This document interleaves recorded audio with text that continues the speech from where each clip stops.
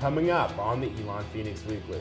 We get fired up for basketball season with the Phoenix. Break down the structure of a coaching staff. And travel the world with men's soccer. All that and more next on the Elon Phoenix Weekly.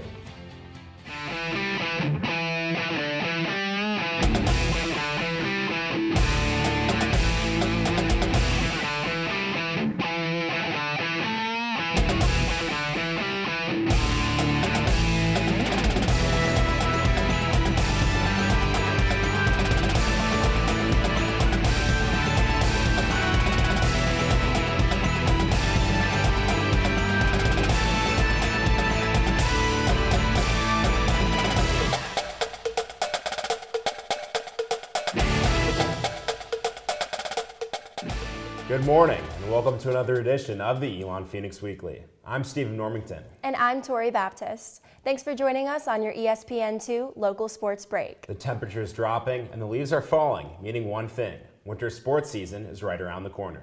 Everyone is anxiously awaiting the start of basketball season, but there is plenty left for fall teams to fight for as they finish up their seasons. The men's soccer team is hungrier than ever after an early exit in the NCAA tournament last year. One thing that enhances the team's strategy and chemistry both on and off the field is its diverse international makeup.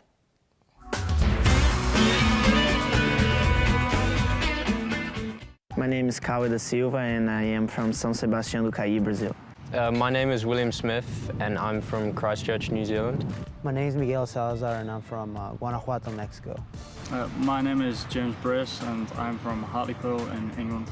Cauê, William, James, and Miguel are 4 of the 7 international players on the men's soccer team.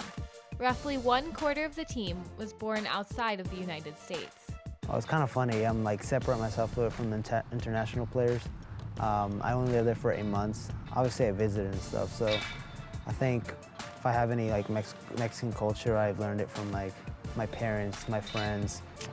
Soccer has definitely grown. Rugby's our #1 sport, but ever since we made the World Cup for the second time in 2010, soccer's been on the rise and it's just getting better and better, and we're getting better on the world stage.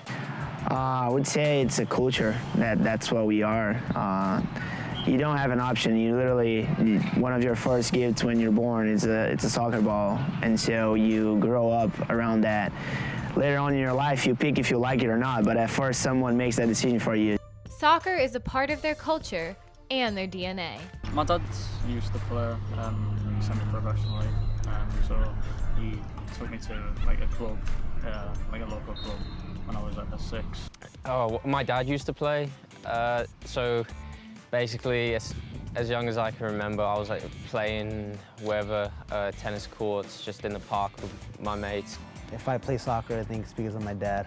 My dad always loved soccer. He played in Mexico. He played all the time.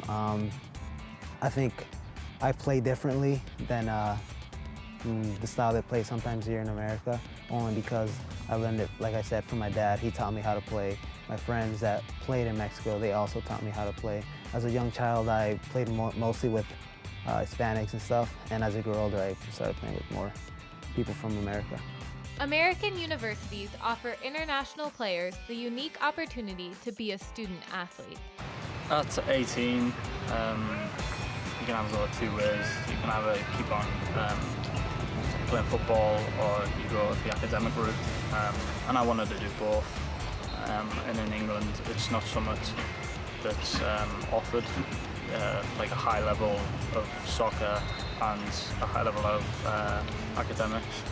I know, I suppose I really thought about playing in America when I was at this academy in New Zealand called the Asia Pacific Football Academy, and they sort of opened that pathway for us. They gave us SAT training and things like that. I was amazed. I came here to visit for a weekend. The boys were extremely nice, super welcoming, and just had me. It looked like I was here for a year, to be honest with you.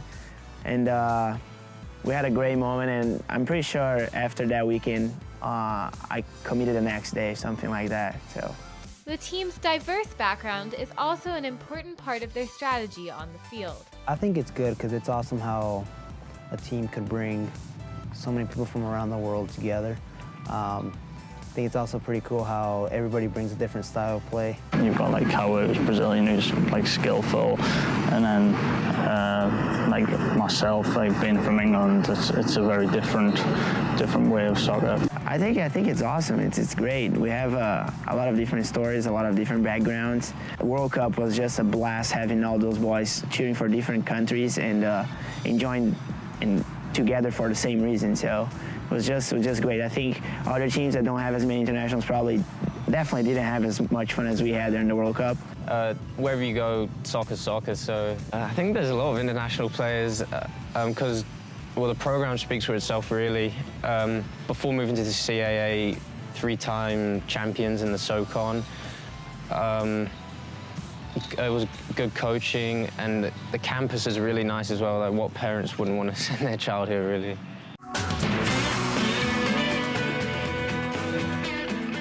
The team hopes to make a deep run in the CAA conference tournament. The modern college coaching climate is perhaps one of the most grueling and taxing jobs out there, but a select few do it purely for the love of the game. Meet some of Elon's volunteer assistant coaches.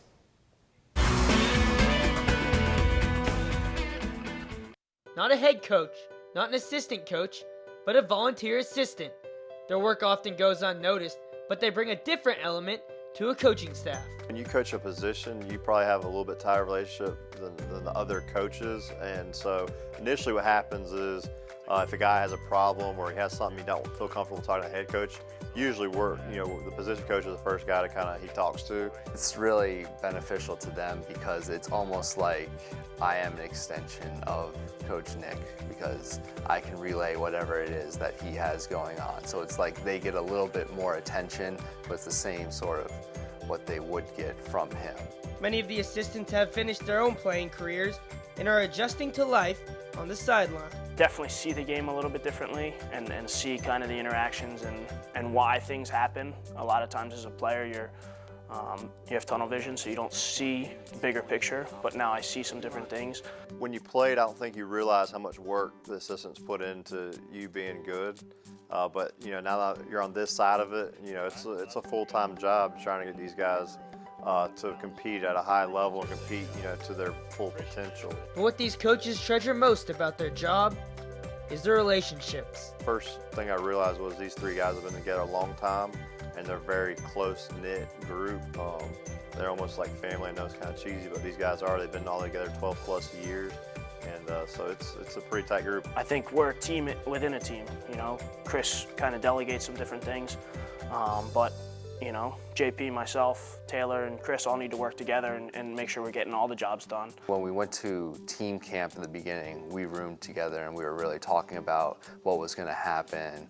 I really agree with and get along with his coaching style really well. The reason that these coaches give up so much of their time for their teams, it's simple. Their love of the game. Baseball is kind of a big part of my life. I'm here every day. I come in 9 o'clock every morning. I leave about the same time everybody else does. At every game, every practice, I try to look at staying as long as I can. This is my main thing. I treat this like this is what I want to do because eventually this is what I want to do as far as coaching and teaching. So I'm treating this as if I'm paid. This is the most important part. Everything else I do isn't quite as important to me. Above all else, volunteer coaches are driven by their passion and love for the sport. And that brings us to today's trivia. Who coached Elon's first intercollegiate football squad? The answer to that coming up later in the show. It's time for our first commercial break, but stay tuned as there is much more about the interesting lives of Elon coaches to come.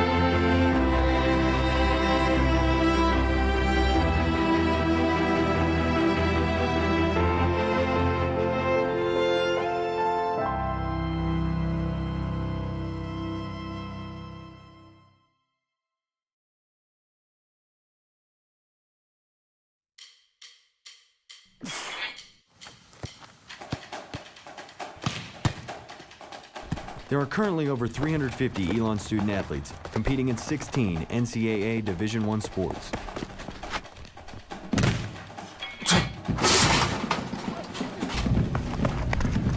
Scholarships enable us to succeed not only on the field, but also in the classroom. It helps us in achieving our commitment. To live the maroon life. Your gifts have the power to take Phoenix athletics to even greater heights while giving student athletes an outstanding education. Welcome back to the Elon Phoenix Weekly. The legend of Luis Vargas grew this weekend as the senior won the CAA cross-country championship race in Boston, Massachusetts. His winning 8K time of 24 minutes and 11 seconds made Vargas the first Elon champion in our new conference. Finishing a full minute ahead of his competition, Luis secured his 5th consecutive win of the season, while also being named the league's most outstanding performer. Impressive stuff, Luis. Elon's cross-country team is really impressed this year. On the court, we mostly pay attention to the players and the head coach, but a unit of supporting assistant coaches help build successful programs like Elon men's basketball.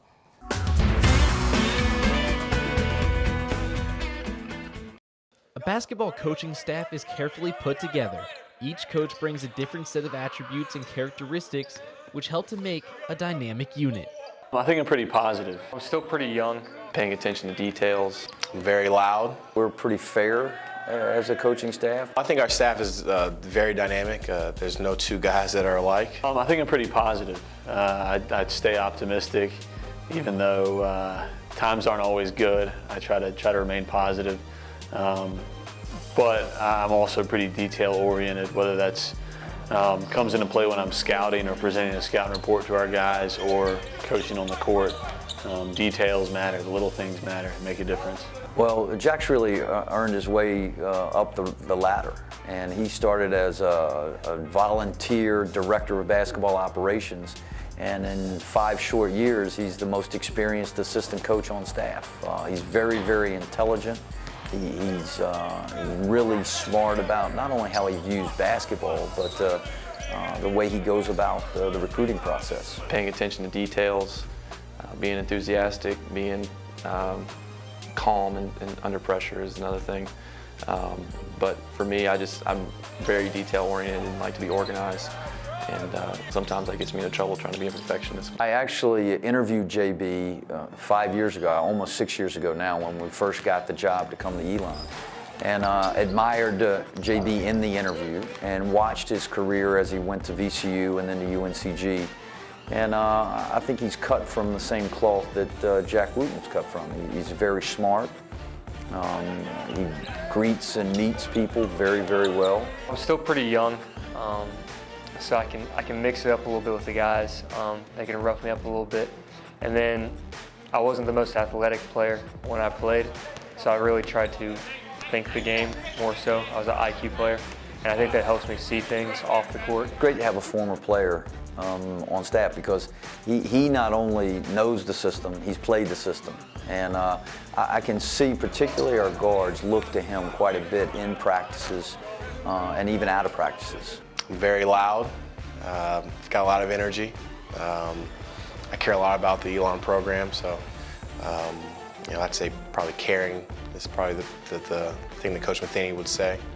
But just bring a lot of energy and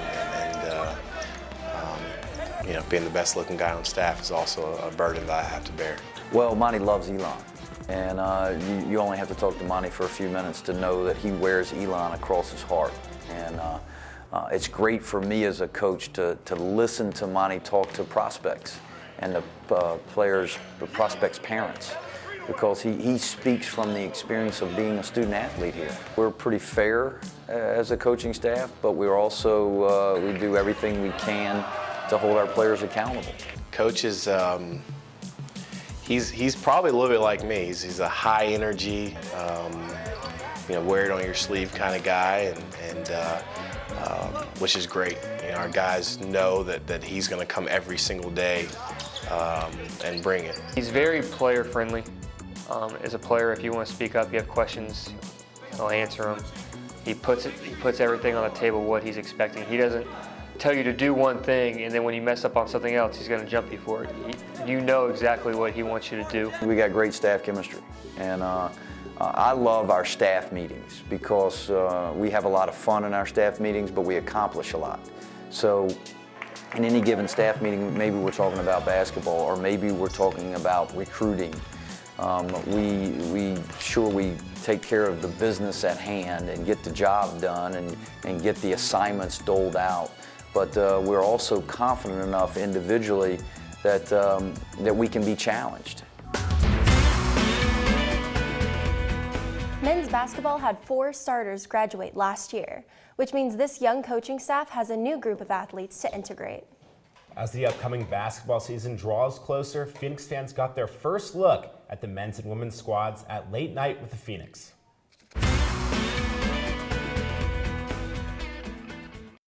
Good evening, Elon fans, and welcome to Alumni Gym for this year's Late Night with the Phoenix. The men's and women's basketball teams held their annual kickoff event in Alumni Gym on October 24th. Late Night with the Phoenix served to show fans an exciting preview of not only the players' talents, but their personalities as well. Some lucky fans were asked to shoot, score, and bounce their way to great giveaways, including a trip to the CAA tournament at the end of the season. Each team got to show off some fancy footwork as they took to the court separately to perform a routine with the Elon dance team. The women's team displayed their talent on both sides of the ball. Senior guard Zora Stevenson made three-pointers throughout the scrimmage, while underclassman Jennifer Rhodes locked down the post. At the end of 10 minutes, the white team, filled with more veterans at each position, edged out Maroon 19-16. Afterwards, the men's basketball team made their way to the court. Head coach Mike Matheny talked to the crowd about the new players and competing in a new conference. How many times have you been asked, how are they going to do in the CAA? How good is the CAA? Can Elon compete in the CAA? Raise your hand if you've been asked that. Where there's uncertainty, there's opportunity. And there's great opportunity in the CAA. And there's great opportunity here at Elon. We've had the best spring, summer, and fall that we've ever had. This group in front of you is the hardest working group that we've had since I started. He also introduced the crowd to the team's philosophy for the new season. You got to paddle rock. When you're faced with a large task, a difficult task, you just look to the stone cutter. He knows it's not the first hit that's going to crack the rock, and it's not the second hit. It may not be the 10th, 50th, 100th. It may not be the first day he climbs the rock. But eventually, he's going to crack the rock. Matheny stressed the importance of crowd noise for the home games. An inexperienced team needs to win close games, and the fans can make the difference in close games. Several of the players got in on the scoring. However, the star of the game was Tanner Sampson, who showed a hot hand from behind the three-pointer. Again, the white team prevailed 37-23. Phoenix fans, young and old, had the opportunity to stay after and get autographs from both teams. The teams opened their season on November 14th with a doubleheader in Alumni Gym. This basketball season is fast approaching and sure to be a great experience for players and fans alike. The excitement is palpable around campus with a lot of new faces on this year's team looking to make an immediate impact in the CAA. And that brings us to today's history. This week in Elon Sports History, we take a look at the early success of the women's basketball team. Women's basketball was one of 6 varsity sports the university added during the 1970s. Starting play in 1971, the team was led by legendary coach Kay Yao. In their initial season, the Phoenix went 5-11. The program improved quickly, going 13-3 in their next season. Then, in the 1973-1974 season, the women's basketball team went 20-1. The team was undefeated in regular season play and won the women's state tournament, defeating Mars Hill, UNC Greensboro, and Western Carolina University.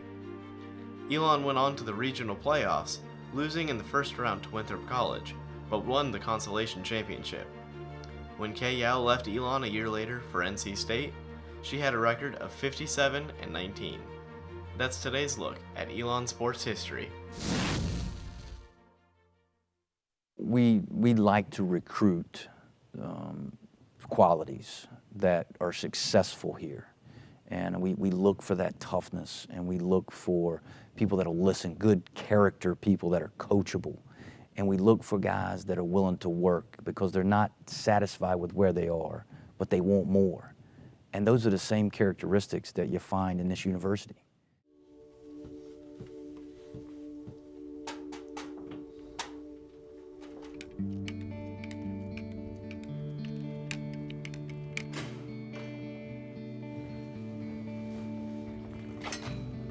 Through their daily pursuit of excellence, Elon student athletes have gained recognition for their achievements, both on and off the field. Building a winning tradition takes hard work and dedication. Dedication to the Maroon life. Where success is not only measured by just wins and trophies, But also by the knowledge we gain. At Elon, we're more than just athletes.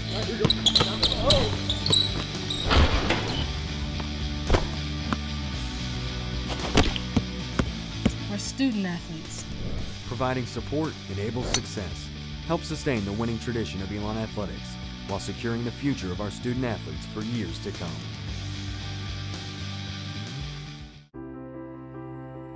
An Elon education is about preparing students for a life of global citizenship.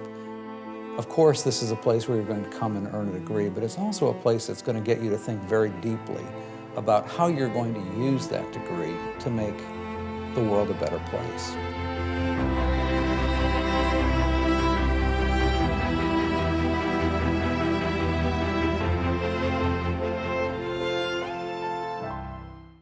What is living the Maroon life? It's more than just the hustle and the sweat. It's more than just the pain and the frustration. It's more than just the triumph and the glory. The Maroon life is you. Yes, you. You, the athlete, striving to be at your best day in and day out. You, the alumni who have been in the stands supporting Elon for years. You, the fans who stream into games hours before kickoff. And you, the little ones who will be the next generation of Phoenix fans. You are what drives Elon Athletics, and you are the reason we do what we do.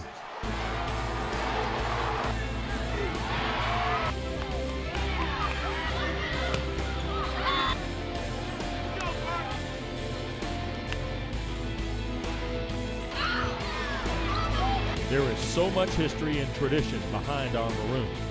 Conference titles, All-American, and national championships. But there is so much history and tradition yet to be made. So join us. Live the Maroon life.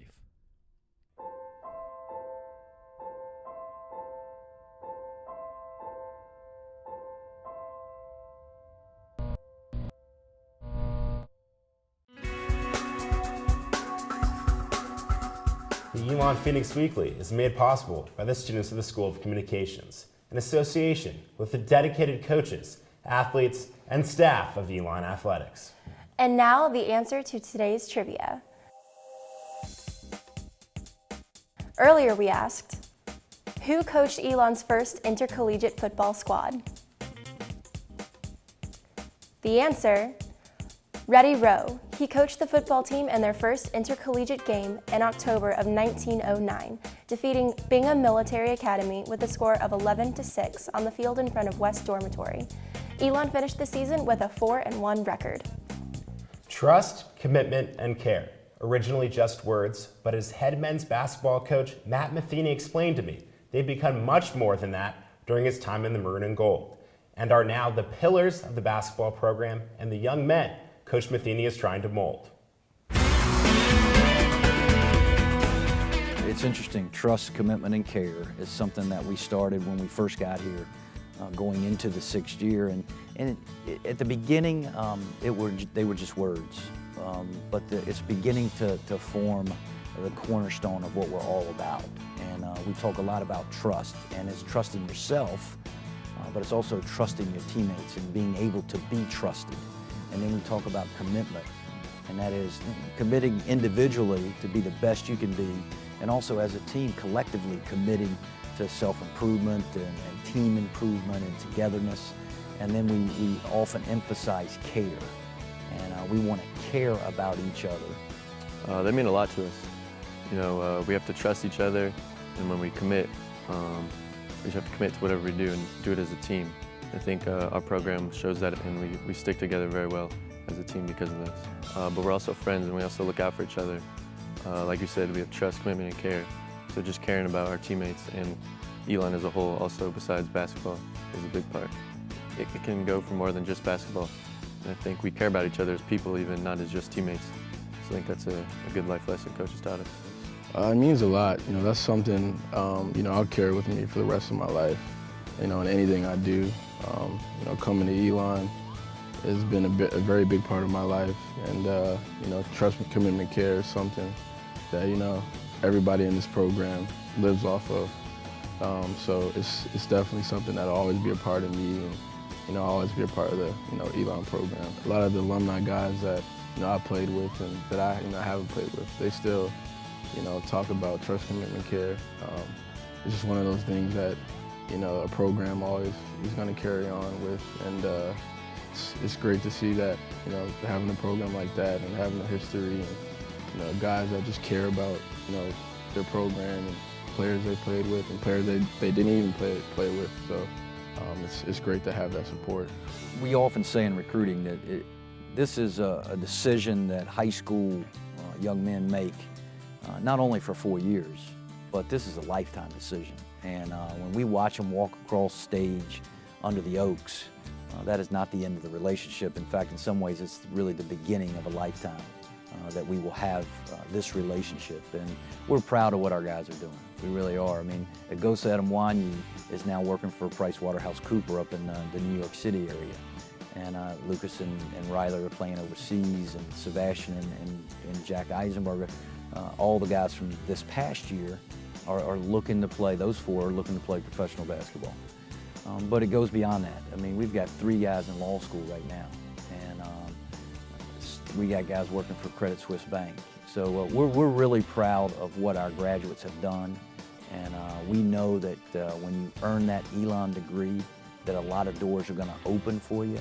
And we like to watch you walk through the path, whether it's a job or whether it's a professional basketball career or it's starting a family.